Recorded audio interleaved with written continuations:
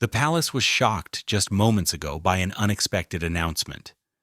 After decades of silence, Princess Anne has finally broken her promise. She identified the man who is not Prince Harry's biological father in a startling on-camera admission, and it was not the person the public had assumed. The consequences have only just started, and the monarchy is now under danger. Make sure to subscribe so you don't miss any updates before we delve further into what this actually implies for the royal family. At first, the space was controlled and serene. It's almost ritualistic. Princess Anne then unfurled one handwritten letter. Her hands were steady. Her face was unreadable.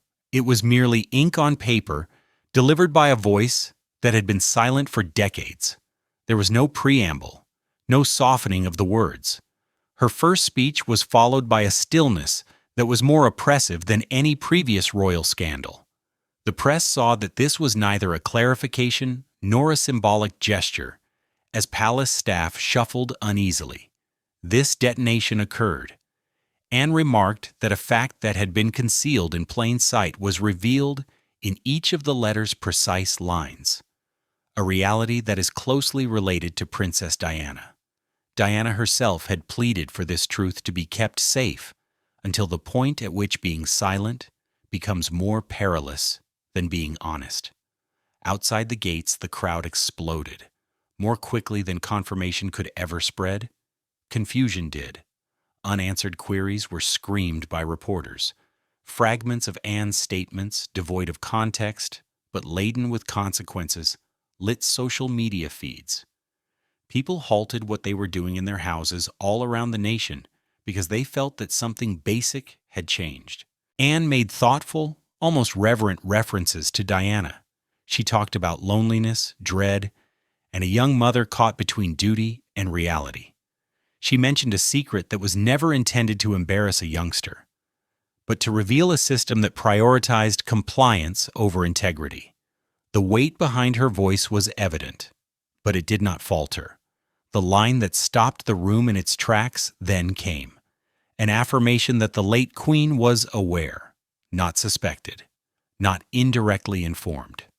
Silence is a well-known and deliberate choice for steadiness, and refrained from making accusations.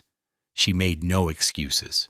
She only said that, leaving the inference hanging like a question no one dared to pronounce aloud. Prince Harry was thousands of miles away, traveling, ignorant, and disengaged when this was happening.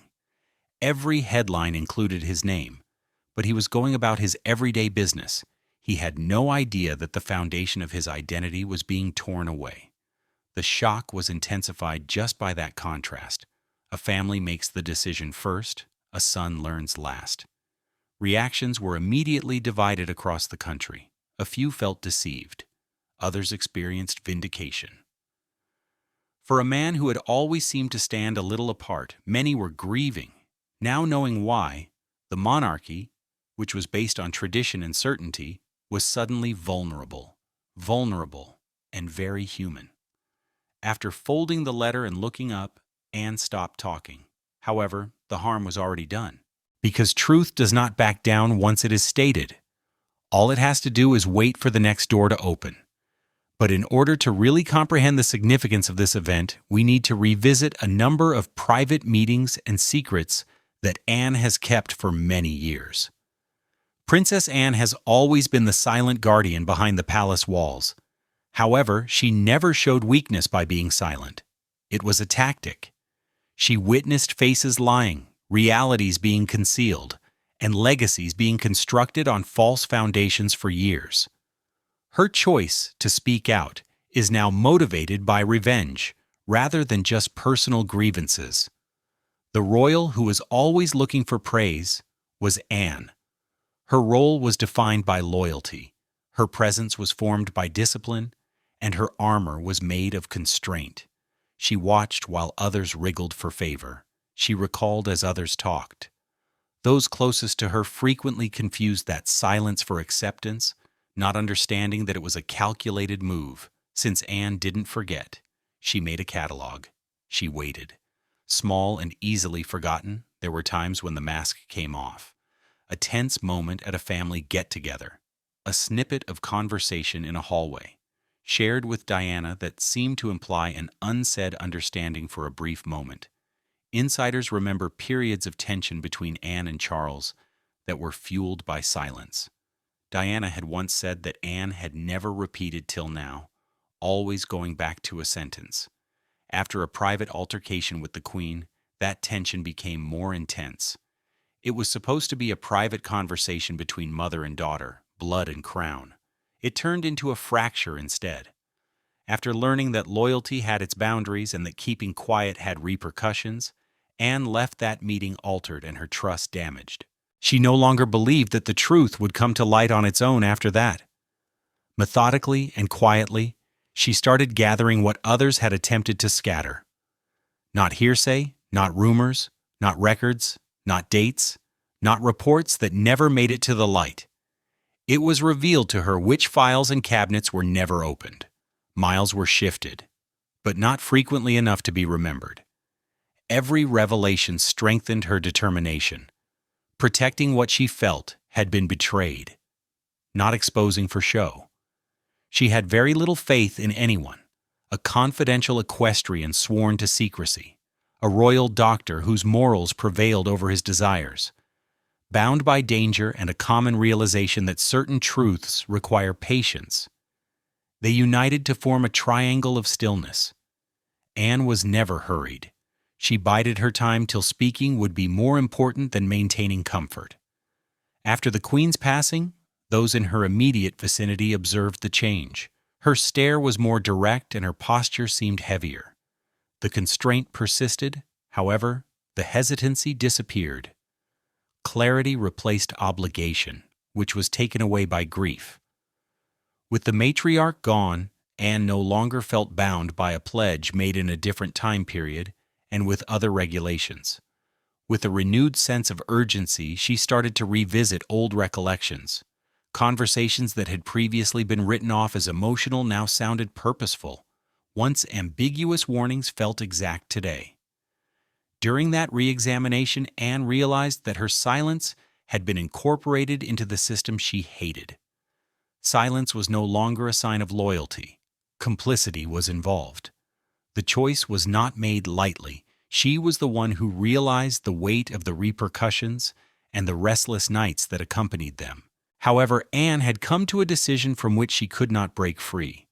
Long-term burying can cause some secrets to decay. Certain truths require a witness. She had been observing for too long, and it all started with a single sealed envelope and Diana's frantic request, which was secretly sent to Anne on the eve of a funeral. What if Diana was aware that she didn't have much time? What if she left behind one last, terrifying hint that would only be discovered at the appropriate moment? Princess Anne says she got just that. A sealed envelope with a single sentence written in Diana's handwriting. He is not who you believe him to be. 12. It was a time that Anne had never discussed in public before. Long before Diana's last days, there was a royal reception with a lot of spectacle. However, Diana's eyes conveyed a different message. She strolled silently through the crowd, concentrating on Anne rather than the guests or the royals, while the cameras flashed and the world marveled at her elegance. She carefully drew Anne away from her, out of earshot. Not a witness, no traceable words were exchanged. Merely a steady, gentle hold of her hand. The letter, too. Diana didn't elaborate. She didn't have to. She just stated that this letter would be kept sealed until one of two times would come.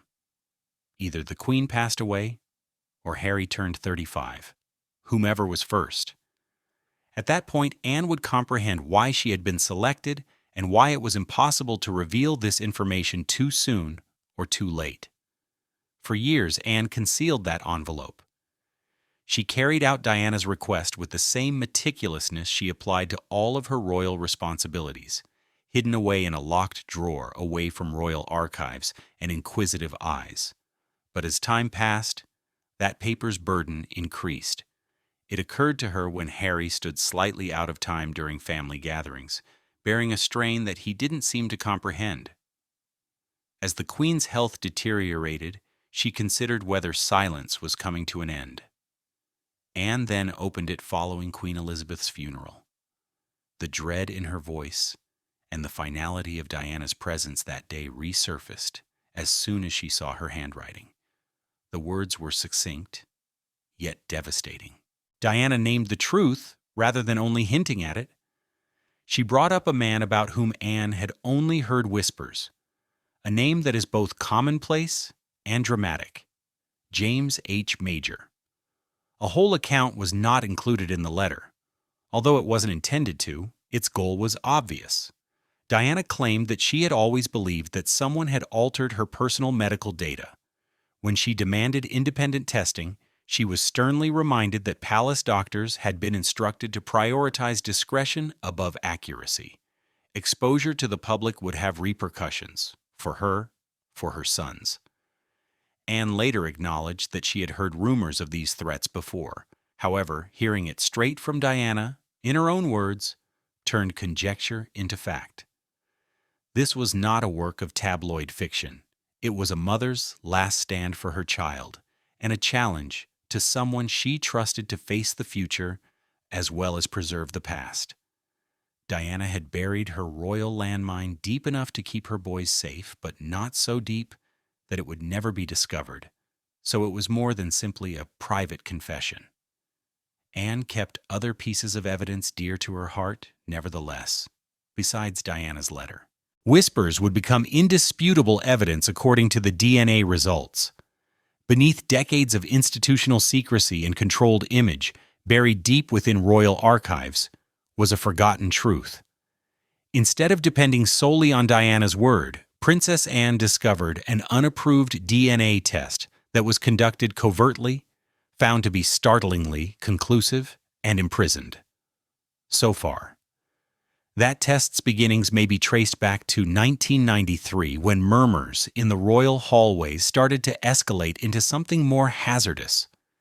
Diana dreaded not just her public image, but also the futures of her sons, particularly Harry, because behind the headlines and rumors, she kept a secret that no one in the world was supposed to verify.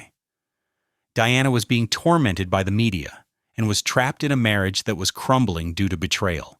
However, she had a gut feeling that she needed to be certain.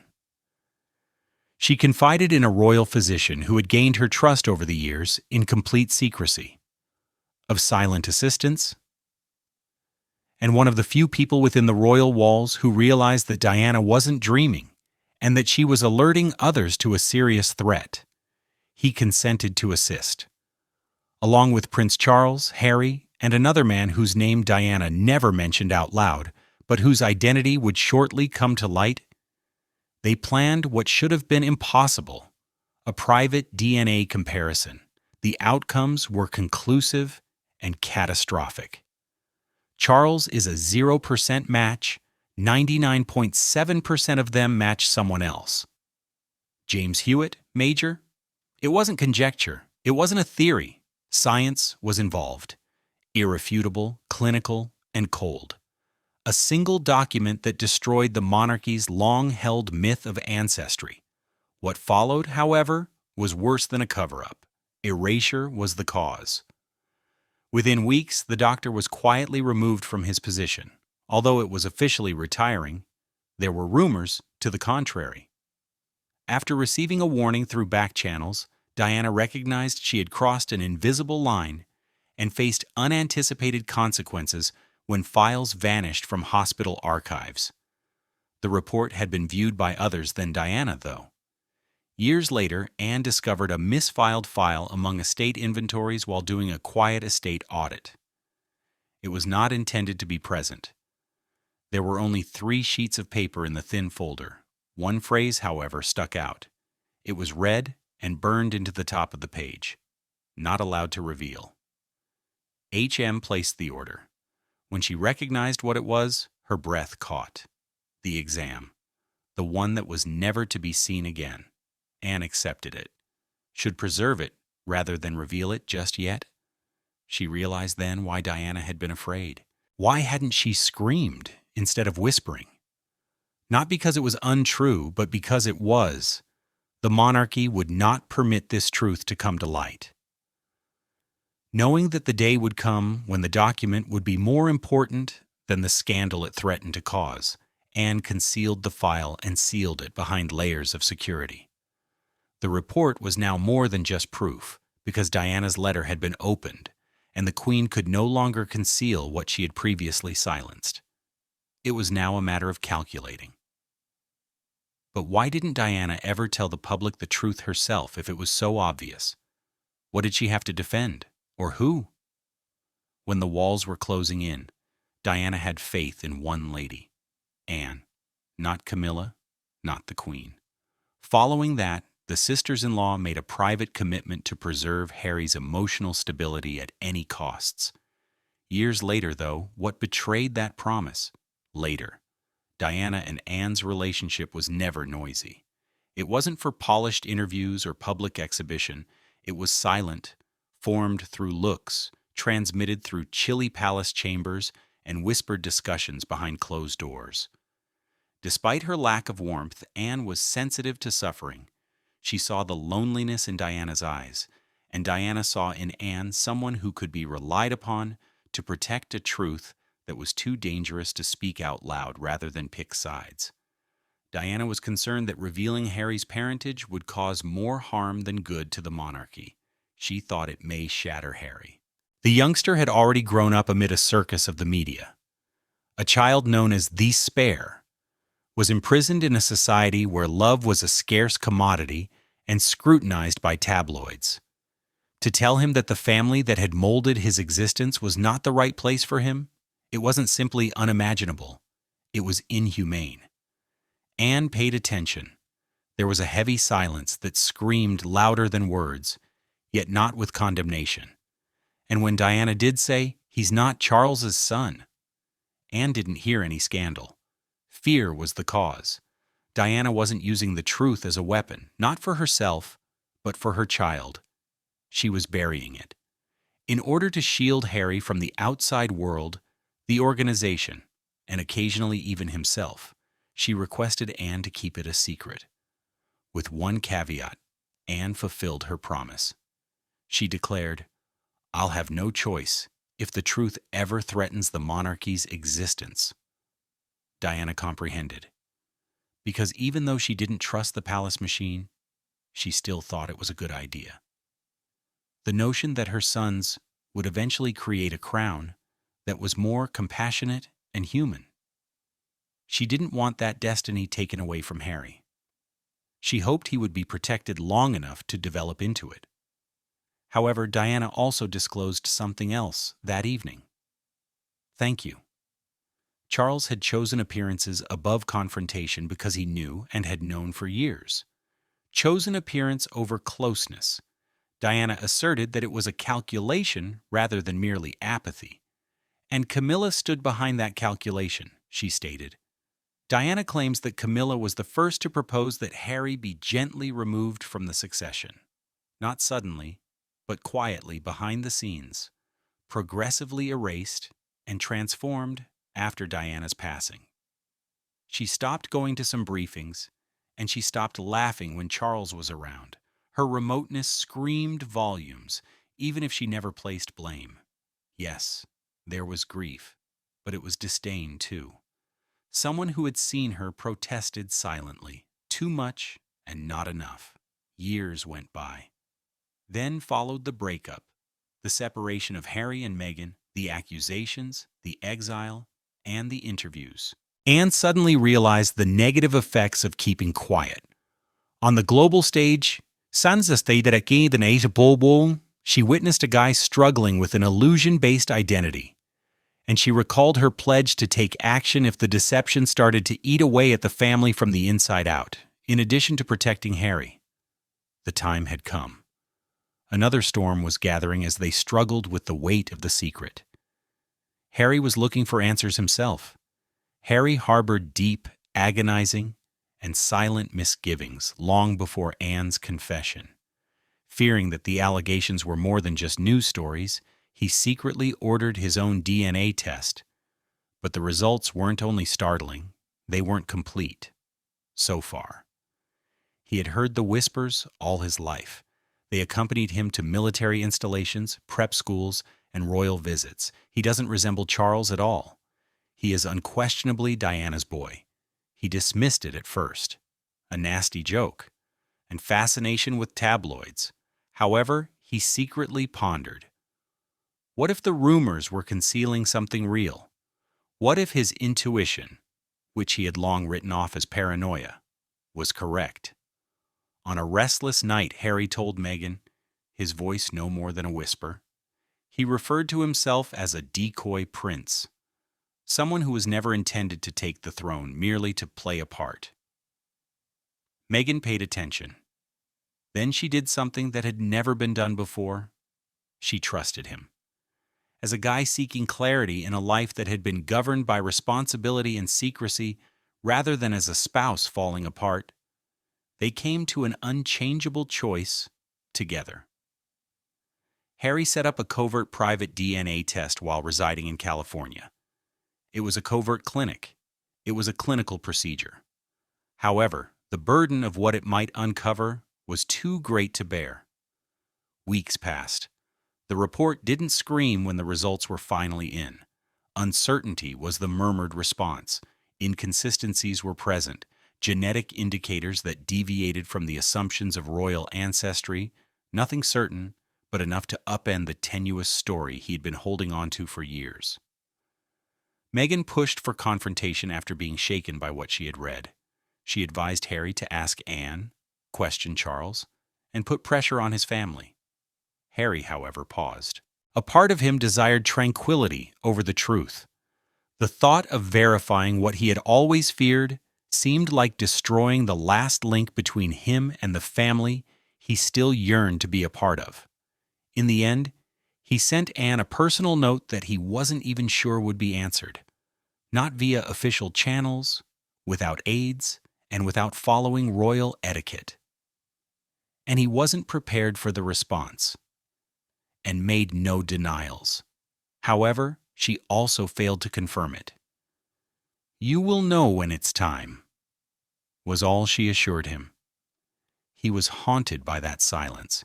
It fueled his restless nights, tense interviews, and emotional detachment. He started to see that he had never been shielded by the institution. It had defended itself, and all he had once trusted had been built around a lie, if the truth was as near as Anne's eyes implied. Harry's concerns were now real, as Anne's public disclosure was destroying the monarchy like wildfire. They made the news. They were authentic, genuine, and he was no longer able to conceal himself behind evasive responses or personal suffering. Harry responded quickly to the public discovery, but what about King Charles? His quiet was more than a tactic. It was anger. King Charles is said to have exploded behind closed doors when confronted with Anne's disclosure. According to sources, Camilla was left in tears, expensive items were hurled, and a royal help was rejected. It wasn't just personal, though. It was an escape, existential danger to his authority. The palace descended into complete chaos in the hours after Anne's revelation. Quiet damage control was no longer the atmosphere. It was a panic. King Charles gathered his top communications executives, legal counsel, and associates behind the gilded doors of Clarence House. Chiefs, in a desperate attempt to quell the pandemonium that was developing. The goal was obvious. Take back control of the story, bury Anne's clip, stop the media from airing the video, and refute the allegations. However, it was too late. Already the wildfire had spread. The heart of family was not the only thing that was affected by Anne's admission. It hit at the main delusion of the monarchy: family tree, legitimacy, blood. It was not only degrading, but also unstable for Charles, a man who had lived his entire life in the shadow of queens and expectations. What did the last 30-plus years of royal history signify if Harry wasn't actually his son? What did that signify for each picture, each tour, each ribbon cut, and each uniform worn under the presumption of royal ancestry? According to reports from within the palace, Charles became physically enraged. A decanter of crystal broke against the wall. An aide was immediately fired for simply requesting clarification on the official statement. Stunned and sobbing, Camilla supposedly attempted to comfort him, but was firmly turned down. Comfort was not what he desired. He desired authority. The one thing he believed was untouchable was just detonated by Anne, the one person who had always granted him the benefit of silence. He claims Harry as his father. Even worse, his secret line to William was met with hours of stillness and a short, angry exchange. William wanted to know. Anne would not back down. And Charles realized he was alone in this maelstrom after being surrounded by family strife and a barrage of the press. The burden of scandal had never been greater, even while the crown was on his head. Charles started thinking of extreme possibilities amid the confusion. The palace's financial history would follow if the public began to doubt Harry's position within the royal hierarchy. Taxpayer-funded security through military appointments. Symbols and honors are now open to criticism. This was more than just a matter of appearances for Charles. It has to do with surviving. He ordered a thorough legal examination of Harry's remaining privileges, according to sources. His goal, to fully strip them. As a precedent rather than a punishment, a last-ditch effort to appear strong in the face of institutional humiliation. However, Charles's anger concealed a more serious emotion: fear. For behind the royal titles and responsibilities lay a man whose identity had just been called into question. Once revealed, the dread created the first fracture in a monarchy that was already collapsing due to generations of conflict, contemporary pressures, and years of unsolved betrayal. The world, however, focused on one question as Charles planned damage management. Where is the true father today, and who is he? James Hewitt fell silent for years, but now, in an unexpected turn of events, he has been seen exiting a covert Surrey legal office. Is he getting ready to make a statement, or something more dramatic? Anne, the man's name, is currently being watched worldwide. At one point, Hewitt's name was a tabloid favorite. He was the man Diana had long whispered about in relation to Harry's remarkable likeness, and he had once been her lover and confidant. However, he disappeared from the public eye as time went on, and the monarchy entered a new age. No interviews, no denials in public, only a protracted, silent retreat that many believed to be irreversible. Previously interpreted as avoidance, that quiet now seems more like a tactic. But everything was altered by Princess Anne's disclosure. Many people thought Diana had closed a chapter, but her choice to name him, even inadvertently, opened it again. And that name brought with it an unavoidable attention. The mainstream media had long since forgotten about Hewitt, yet all of a sudden, he was in the spotlight, and the questions started to pile up when he was seen leaving that legal office with his jaw clenched and his face strained. All these years, where had he been? What's more, who had been watching over him there? Are rumors still unverified? Significant, discreet contributions of funds from an unidentified donor. His real estate assets changed through shell corporations, and his habit of discreet affluence protected him from the public and media. If accurate, it points to a person who has a strong desire to keep Hewitt silent and out of sight. However, that silence might not be an option anymore. Not only does Anne's disclosure arouse feelings, but it also creates constitutional and legal opportunities. Hewitt's participation or refusal might affect everything from inheritance rights to military decorations and public trust in the institution itself if Harry's ancestry is formally questioned and he is included in the probe. According to insiders, the pressure is increasing. Every media organization is hunting the man who was formerly known as Diana's Forbidden Heart, as public intrigue has skyrocketed. Outside his purported homes, paparazzi set up camp.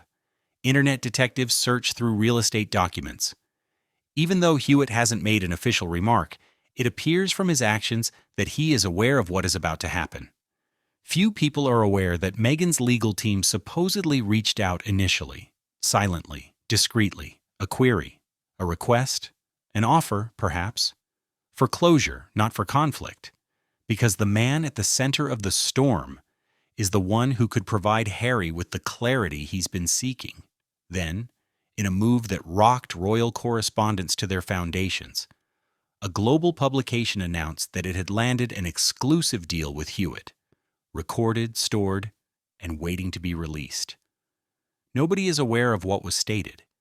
Nobody can predict when it will air. However, the palace's already shaky foundation has been shaken just by the existence of such a tape, because the final thread sustaining the royal delusion might eventually break if Hewitt validates Anne's statements made in public and on record.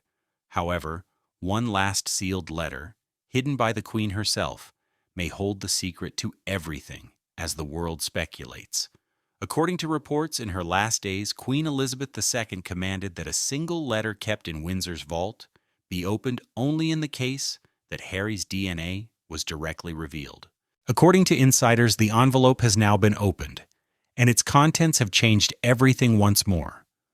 The Queen was regarded as the supreme upholder of royal order for many years, disciplined, stoic, and above controversy. Beneath her calm exterior, however, was a woman who had experienced more personal tragedies than anyone could possibly imagine. Additionally, she left behind a statement intended for history rather than headlines in one of her final deliberate acts as monarch. A message on the silent battles waged inside the castle walls. She was aware that the letter would only be opened after a certain point, and Anne's revelation was that point. People who have seen the contents of the letter say it is eerie.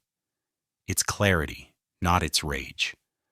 Diana is addressed first by the Queen, who acknowledges her courage, her anxieties, and her last desire to shield Harry from a reality that may destroy a little boy's identity. She describes how she watched Harry mature, realized what she knew, and decided to love him because of it, rather than in spite of it. She acknowledges that the similarity to Charles was never important. The important thing was Harry's position in the family, in the nations, and in her heart. The scary confirmation follows, though. I was aware. Decades of regal myth are upended by 3 words. The Queen acknowledges receiving the DNA findings on her desk, using back channels. 8 decades prior, she had confirmed their legitimacy, assessed the danger, and ultimately decided to uphold the monarchy, not for herself or even Charles. The institution's truths must endure.